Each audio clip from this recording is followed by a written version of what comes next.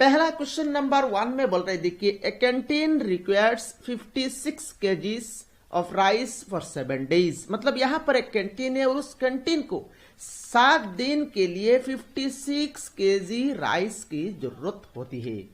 उसके बाद बोल रहे देखिए, the quantity of rice required for the months of April and May together is.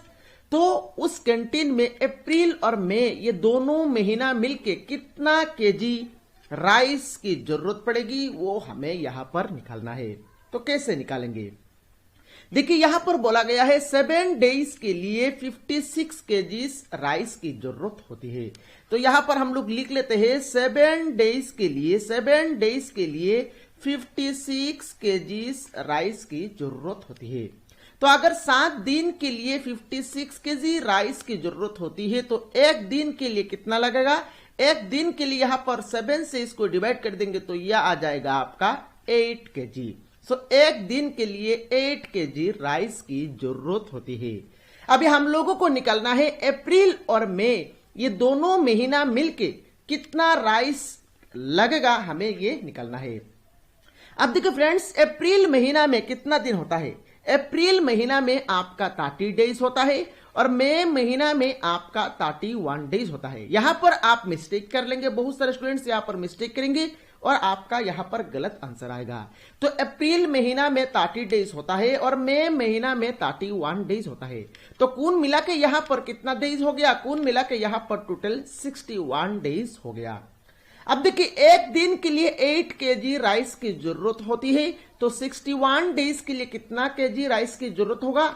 61 into 8 कर लेंगे। अब यहां पर 61 इंटू 8 करेंगे तो कितना है? देखिए 8 इंटू 1 8 और 8 इंटू 6 48। तो फाइनली यहां पर आंसर आ गया 488 केजी और 488 केजी आपका ऑप्शन बी में दिया गया है। तो इस क्वेश्चन नंबर 1 का करेक्ट आंसर हो जाएगा आपका ऑप्शन बी। मेरे ख्याल से क्वेश्चन नंबर 1 का सॉल्यूशन आप लोगों को समझ में आया होगा। चलिए नेक्स्ट क्वेश्चन नंबर 2 को सॉल्व करते हैं। क्वेश्चन नंबर 2 में बोल रहे देखिए, a car travels 80 kilometre in 2 hours and a train travels 180 km in 3 hours. The ratio of speed of the car to the train is। मतलब एक कार 80 किलोमीटर चलता है 2 घंटे में और एक ट्रेन 180 किलोमीटर चलता है 3 घंटा में। तो यहां पर हमें कार का स्पीड और ट्रेन का स्पीड का रेशियो निकालना है। अब देखिए स्पीड कैसे निकालते हैं? तो स्पीड निकालने के लिए फॉर्मूला क्या होता है? स्पीड निकालने के लिए फॉर्मूला होता है आपका distance divided by time. Distance को जब हम लोग टाइम से डिवाइड कर देंगे जो वैल्यू आएगा वही क्या हो जाएगा? वही हो जाएगा आपका स्पीड। अब देखिए यहां पर कार का स्पीड कैसे निकालेंगे? तो कार स्पीड में कुछ इस तरह से सिंबल से डिनोट करता हूं कार स्पीड कैसे निकालेंगे? कार का स्पीड निकालने के लिए ऊपर में हम लोग लिखेंगे डिस्टेंस को, और डिस्टेंस क्या यहां पर कितना है? 80। तो ऊपर में लिख लिया हम लोगों ने 80 और नीचे यहां पर टाइम लिखेंगे, टाइम कितना है? 2। तो यहां पर हम लोगों ने लिख लिया 2। अब यहां पर 2 से इसको काटेंगे तो यहां पर हो जाएगा आपका 40। दैट मीन्स यहां पर कार का स्पीड हो गया आपका 40 किलोमीटर पर आवर। अब ये ट्रेन का स्पीड, तो मैं कुछ इस तरह से इस सिंबल से डिनोट करता हूं टी स्पीड, मतलब ट्रेन का स्पीड। आप ट्रेन का स्पीड निकालेंगे कैसे? ऊपर में डिस्टेंस मतलब 180 किलोमीटर और नीचे लिखेंगे टाइम है आपका 3 आवर्स। तो यहां पर 3 से इसको जब काटेंगे तो यह हो जाएगा आपका 60। तो फाइनली यहां पर ट्रेन का स्पीड आ गया 60 किलोमीटर पर आवर। अब यहां पर हमें स्पीड का कार का और ट्रेन का स्पीड का रेशियो निकालना है। कार का और ट्रेन का स्पीड का रेशियो निकालना है। तो यहां पर कार का स्पीड कितना मिला? 40 में ट्रेन का स्पीड कितना मिला? 60। तो 1 में लिख लेंगे हम लोग 60। 0 कैंसिल हो गया। 2 से इसको काटेंगे तो यह हो जाएगा आपका 2 से इसको काटेंगे तो यह हो जाएगा आपका 3। तो फाइनली यहां पर रेशियो आ गया 2:3। कभी कभी फ्रेंड्स यहां पर क्वेश्चन को कुछ इस तरह से भी पूछा जाता है एग्जाम में, the ratio of speed of the train to the car. देखिए यहां पर पहले कार दिया गया है, इंफॉर्मेशन में पहले कार उसके बाद ट्रेन, पर क्वेश्चन जब पूछेगा कभी कभी पहले ट्रेन उसके बाद कार भी पूछा जा सकता है। तो उस केस में देखिए 2:3 हम लोगों का करेक्ट आंसर है। यहां पर 3:2 भी है। तो कभी कभी यहां पर अगर क्वेश्चन में यहां पर इंटरचेंज करके पूछा जाता अगर क्वेश्चन, तो उस केस में आंसर होता 3:2। तो यहां पर ध्यान से रखेगा, आप इस तरह के क्वेश्चन में ध्यान में रखेगा। कभी कभी इस तरह का क्वेश्चन थोड़ा सा यहां पर इंटरचेंज करके भी एग्जाम में पूछा जाता है। यहां पर हम लोगों को आंसर कितना मिला 2:3, और 2:3 देखिए ऑप्शन ए में दिया गया है। तो यहां पर क्वेश्चन नंबर 2 का करेक्ट आंसर हो जाएगा आपका ऑप्शन ए। मेरे ख्याल से क्वेश्चन नंबर 2 का सॉल्यूशन आप लोगों को समझ में आया होगा। मैं तो यहां पर थोड़ा सा धीरे जा रहा हूं ताकि हर एक स्टूडेंट को यहां पर अच्छी तरह से हर एक क्वेश्चन का सॉल्यूशन समझ में आ जाए। चलिए नेक्स्ट क्वेश्चन नंबर 3 को सॉल्व करते हैं। ये थोड़ा सा हाई लेवल प्रॉब्लम है, यहां पर आप लोगों को ध्यान से इसको समझना है। इसमें क्या बोल रहे हैं देखिए, इसमें बोल रहे हैं देखिए इन अ ट्रायंगल XYZ एक ट्रायंगल है, which of the following conditions is true. इनमें से कौन सा कंडीशन उस ट्रायंगल में ट्रू होगा। अब मैं यहां पर एक ट्रायंगल ड्रॉ कर लेता हूं।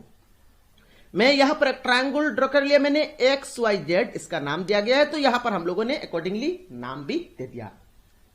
तो यहां पर कौन सा कंडीशन ट्रू है, इसको कैसे हम लोग यहां पर चेक करेंगे। अब देखिए फ्रेंड्स, ट्रायंगल का प्रॉपर्टी होता है, ट्रायंगल का क्या प्रॉपर्टी होता है। ट्रायंगल का एक प्रॉपर्टी होता है sum of any two sides is greater than the third side. मतलब ये कोई भी ट्रायंगल हो, उस ट्रायंगल का किसी भी दो साइड का लेंथ का सम तीसरा साइड से हमेशा ग्रेटर होगा। मैं यहां पर लिख लेता हूं प्रॉपर्टी को, sum of any two sides is always greater than the third side. Sum of any two sides of a triangle is always greater than the third side. तो यहां पर देखिए ये जो कंडीशन दिया गया है, ये कौन सा दो साइड को कंसिडर करके यहां पर कंडीशन दिया गया है, वो हम लोगों को पता नहीं है। तो अकॉर्डिंगली यहां पर हम लोग यहां पर कंडीशंस को लिख लेते हैं। तो यहां पर 3 कंडीशन आएगा। कैसे देखिए, एक तो यहां पर हम लोग लिख सकते हैं XY plus YZ is greater then XY plus YZ is greater then क्या होगा, इज ग्रेटर देन XZ। दूसरा कंडीशन ये भी हो सकता है XY plus XZ is greater then YZ। दो कंडीशन हो गया। और तीसरा कंडीशन को हम लोग ये लिख सकते हैं XZ plus YZ is greater then XY। तो ये 3 कंडीशन हम लोगों को इस ट्रायंगल से मिल गया। इन तीनों कंडीशन में यहां पर एक कंडीशन को यहां पर ऑप्शन में लिखा गया है। तो ऑप्शंस को देखेंगे, देखिए XY प्लस YZ है पर ग्रेटर देन नहीं है, लेस देन है, तो ये ऑप्शन गलत हो गया। ऑप्शन ए में देखिए XY माइनस YZ, तो XY माइनस YZ अगर यहां पर प्लस होता तो ये ऑप्शन करेक्ट हो जाता। तो यहां पर प्लस नहीं है तो ये ऑप्शन नहीं होगा। अब आइए ऑप्शन सी में XY माइनस YZ, तो इसको हम लोग रखते हैं। ऑप्शन डी में देखिए XY plus ZX is greater then होना चाहिए, यहां पर लेस देन दिया गया है। देखिए XY plus ZX is greater then YZ है, तो यहां पर तो ग्रेटर देन नहीं है, दैट मींस ये ऑप्शन नहीं होगा। तो एक ही ऑप्शन यहां पर बचा हुआ है, ऑप्शन सी। तो ऑप्शन सी यहां पर करेक्ट आंसर हो जाएगा। आप यहां पर सोच रहे हैं सर यहां पर तो माइनस है, यहां पर लेस देन है, तो आप कैसे यहां पर ऑप्शन सी को यहां पर करेक्ट आंसर बताया। देखिए मैं यहां पर आप लोगों को समझा देता हूं। यहां पर देखिए XY इस माइनस YZ को अगर आप राइट साइड में लेके जाएंगे तो XY लेस देन XZ तो है, इस YZ जब राइट साइड में जाएगा तो ये हो जाएगा क्या, प्लस YZ। तो XZ plus YZ greater than, देखिए XZ प्लस YZ इस साइड से अगर आप पढ़ेंगे तो किस तरह से पढ़ेंगे, XZ plus YZ greater than XY। अगर इस साइड से पढ़ेंगे तो कैसे पढ़ेंगे, XY is less then XZ plus YZ। अब देखिए XY is less then XZ plus YZ यहां पर है, और इस साइड से अगर आप पढ़ेंगे तो क्या कैसे पढ़ेंगे, XZ plus YZ is greater then XY। तो यही तो यहां पर दिया गया है, थोड़ा सा यहां पर इंटरचेंज करके साइड को इंटरचेंज करके यहां पर दिया गया है। मेरे ख्याल से इस क्वेश्चन नंबर 3 का सॉल्यूशन किस तरह से यहां पर करेक्ट आंसर आपका ऑप्शन सी हुआ है, मेरे ख्याल से यहां पर समझ में आया होगा। इन दो कंडीशंस को यूज करके भी ऑप्शन में यहां पर ऑप्शन लगा सकता है एग्जाम में। आप लोगों को यहां पर आराम से अकॉर्डिंगली चेक करके एग्जाम में आंसर करना है। मेरे ख्याल से यहां पर इस क्वेश्चन का सॉल्यूशन आप लोगों को यहां पर पूरा क्लियर हो गया होगा। थोड़ा सा हाई लेवल क्वेश्चन था, मैंने यहां पर आप लोगों को अच्छी तरह से समझा दिया। चलिए नेक्स्ट क्वेश्चन नंबर 4 को सॉल्व करते हैं। क्वेश्चन नंबर 4 में बोल रहे देखिए, if the sum and difference of two numbers are 20 and 8 respectively. मतलब दो नंबर से और उन दोनों नंबर्स का सम है 20 और डिफरेंस है आपका 8, तो हमें क्या निकलना है, हमें निकलना है then the difference of their squares. तो उन दोनों नंबर्स का स्क्वायर्स का डिफरेंस का वैल्यू क्या होगा वो निकलना है। तो फ्रेंड्स हम लोग यहां पर वो दो नंबर मान लेते हैं, let the number be x and y. तो यहां पर हम लोगों ने वो द नंबर पता नहीं है, हम लोगों ने यहां पर एक्स और वाई मान लिया। तो यहां पर क्वेश्चन में देखिए इन दोनों नंबर का साम, मतलब इन दोनों नंबर का साम मतलब एक्स प्लस वाई, और एक्स प्लस वाई का वैल्यू दिया गया है आपका 20। अभी यहां पर डिफरेंस कितना है, देखिए डिफरेंस मतलब एक्स माइनस वाई, और एक्स माइनस वाई का वैल्यू दिया गया है आपका 8। हमें क्या निकालना है, देखिए हमें निकालना है then the difference of their squares. Difference of their square मतलब x square minus y square निकालना है। तो x square minus y square कैसे निकालेंगे, x square minus y square देखिए दो तरीके से यहां पर आप निकाल सकते हैं। एक तो यहां पर इन दो इक्वेशन को सॉल्व करके आप यहां पर x को निकाल सकते हैं और y का वैल्यू निकाल सकते हैं। उसके बाद x का वैल्यू और y का वैल्यू यहां पर पुट करके स्क्वायर करके माइनस करके यहां पर आप फाइनल आंसर निकाल सकते हैं। और दूसरा यहां पर मैं सबसे आसान तरीका यहां पर आप लोगों को बता रहा हूं friends, x square minus y square. X square minus y square का फॉर्मूला क्या होता है, x square minus y square का फॉर्मूला होता है आपका x minus y into x plus y. तो यहां पर देखिए x square minus y square का फॉर्मूला को हम लोगों ने यहां पर पुट कर लिया। X square minus y square का फॉर्मूला होता है आपका x minus y into x plus y. अब यहां पर एक्स माइनस वाई का वैल्यू कितना है, एक्स माइनस वाई का वैल्यू है आपका 8 इंटू में x plus y. X plus y का वैल्यू कितना है 20, तो इंटू में एक्स प्लस वाई का वैल्यू हम लोगों ने पुट कर लिया 20। आप यहां पर 2 इंटू 8 करेंगे तो यह हो जाएगा आपका 16 और 0 लगा दिया। तो फाइनली यहां पर x square minus y square का वैल्यू आ गया आपका 160, और 160 आपका ऑप्शन 4 में दिया गया है। तो इस क्वेश्चन नंबर 4 का करेक्ट आंसर हो जाएगा आपका ऑप्शन 4। और मेरे ख्याल से क्वेश्चन नंबर 4 का सॉल्यूशन आप लोगों को अच्छी तरह से समझ में आया होगा। और एक तरीके यहां पर आप यहां से x का वैल्यू और y का वैल्यू निकाल के भी इसका सॉल्यूशन कर सकते हैं। ये सबसे आसान तरीका मैं आप लोगों को जो कंसेप्ट बताया, ये सबसे आसान तरीका, इस तरह का क्वेश्चन को आपको इस तरह का प्रोसीजर अप्लाई करके ही एग्जाम में सॉल्व करना है। चलिए नेक्स्ट क्वेश्चन नंबर 5 को यहां पर सॉल्व करते हैं। ये क्वेश्चन यहां पर काफी बार एग्जाम में पूछा गया है, और ये क्वेश्चन आपका 2017 का जो एग्जाम हुआ था उसमें भी पूछे गए थे, और काफी बार यहां पर इस तरह का क्वेश्चन एग्जाम में पूछा जाता है। थोड़ा सा यहां पर लैंग्वेज को चेंज करके एग्जाम में पूछा जाता है, काफी इंपॉर्टेंट क्वेश्चन है, थोड़ा सा हाई लेवल भी है। आप लोगों को यहां पर अच्छी तरह से इस क्वेश्चन का सॉल्यूशन को समझना है। चलिए नेक्स्ट यहां पर इस क्वेश्चन का सॉल्यूशन शुरू करते हैं। इसमें बोल रहा है देखिए, if salary of capital x, salary of capital x मतलब एक्स एक यहां पर एक्स मैन है या ओमेन भी हो सकता है। If the salary of x is 20% more than salary y, मतलब यहां पर एक्स का सैलरी वाई का सैलरी से 20% ज्यादा है। मैं फिर से रिपीट कर रहा हूं, एक्स का सैलरी जितना है हम लोगों को पता नहीं है कितना है एक्स का सैलरी। एक्स का सैलरी जितना भी हो, एक्स का सैलरी वाई का सैलरी से 20% ज्यादा है। क्या बोल रहा है देखिए, then by how much percentage of is salary of y is less than x. तो वाई का सैलरी एक्स का सैलरी से कितना परसेंट लेस है, कितना परसेंट कम है, वो हम लोगों को यहां पर निकालना है। तो कैसे निकालेंगे, यहां पर पहला कंडीशन देखिए, एक्स का सैलरी बोला गया है, एक्स का सैलरी वाई का सैलरी से 20% ज्यादा है। मैं फिर से रिपीट कर रहा हूं, एक्स का सैलरी वाई का सैलरी से 20% ज्यादा है। अब यहां पर फ्रेंड्स हम लोग मान लेते हैं वाई का सैलरी ₹100।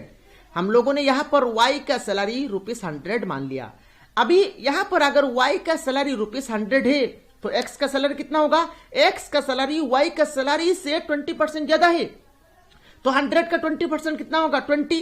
तो 100 के साथ जब हम लोग 20 ऐड करेंगे कितना होगा 120। दैट मीन्स एक्स का सैलरी है आपका 120। तो यहां पर एक्स का सैलरी अब यहां हम लोगों को मिल गया अकॉर्डिंगली क्वेश्चन के हिसाब से यहां पर हम लोगों ने वाई का सैलरी 100 मान लिया था। तो अकॉर्डिंगली यहां पर एक्स का सैलरी 20 रुपीज ज्यादा है, 20% ज्यादा है, तो 20 रुपीज ज्यादा होगा, और 20 रुपीज ज्यादा करके हम लोगों को एक्स का सैलरी मिल गया 120 रुपीज। अब हम लोगों को यह निकालना है वाई का सैलरी एक्स का सैलरी से कितना परसेंट कम है, वो निकालना है। तो कैसे निकालेंगे इसको निकालने के लिए देखिए, ऊपर में कितना रुपीस कम है उसको लिखेंगे। कितना रुपीस कम है, यहां पर वाई का सैलरी एक्स का सैलरी से कितना रुपीस कम है 20 रुपीस कम है। तो ऊपर में हम लोगों ने लिख लिया 20, और नीचे क्या लिखेंगे देखिए, नीचे यहां पर वाई का सैलरी एक्स का सैलरी से कितना परसेंट कम है, वाई का सैलरी एक्स का सैलरी से कितना परसेंट कम है। दैट मीन्स वाई का सैलरी एक्स का सैलरी से कंपेयर किया जा रहा है। तो जिसके साथ कंपेयर किया जाता है उसको यहां पर हम लोगों को नीचे पुट करना है। तो कितना रुपीस कम था वाई का सैलरी एक्स का सैलरी से 20 रुपीस, तो ऊपर में हम लोगों ने 20 रुपीस पुट कर लिया, और नीचे किसके साथ कंपेयर किया जा रहा है, एक्स के साथ।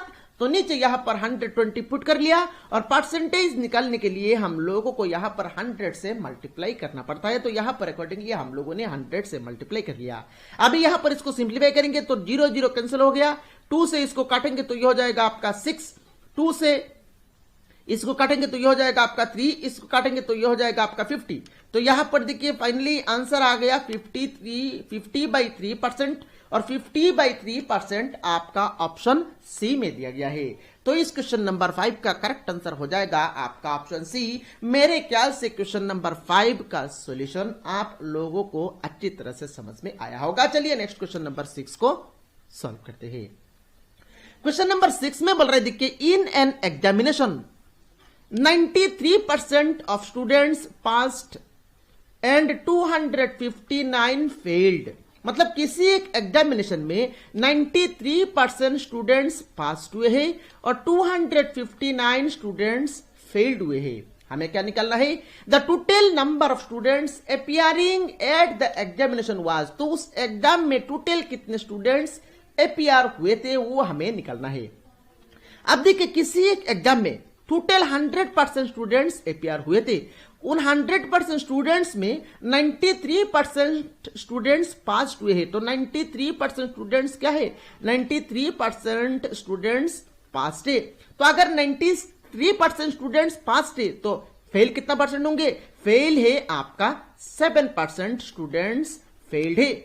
यहां पर देखिए फेल्ड जो परसेंटेज 7% है उसको यहां पर नंबर में दिया गया है 259। दैट मींस 7% का वैल्यू कितना है, 7% का वैल्यू हो जाएगा आपका 259। क्योंकि हम लोगों ने यहां पर देखा 93% स्टूडेंट्स अगर पास है तो 7% स्टूडेंट फेल होंगे। तो यहां पर फेल का नंबर कितना दिया गया है 259। दैट मींस 7% का वैल्यू है आपका 259। तो अगर 7% का वैल्यू 259 है तो 1% का वैल्यू कितना होगा, 7 से इसको काट देंगे, 7 से इसको डिवाइड कर देंगे। तो 7 से इसको जब डिवाइड करेंगे तो कितना होगा, 7 3 जार 21, कैरी में रह गया आपका 4 4 और 9 49, 7 7 जार 49। तो यहां पर 37 आ गया। दैट मीन्स 1% का वैल्यू आ गया आपका 37। अभी हम लोगों को यहां पर 100% टोटल नंबर स्टूडेंट्स निकालना है। तो टोटल नंबर स्टूडेंट्स 100% है। तो 100 बनाने के लिए 1 को 100 बनाने के लिए यहां पर 100 से गुना करना पड़ेगा बोथ साइड को। तो बोथ साइड जब हम लोग 100 से गुना करेंगे तो क्या हो जाएगा, 37 इंटू 100 तो ये हो जाएगा आपका 3700 और 3700 आपका ऑप्शन 1 में दिया गया है। तो इस क्वेश्चन का करेक्ट आंसर हो जाएगा आपका ऑप्शन 1। मेरे ख्याल से क्वेश्चन नंबर 6 का सॉल्यूशन आप लोगों को समझ में आया होगा।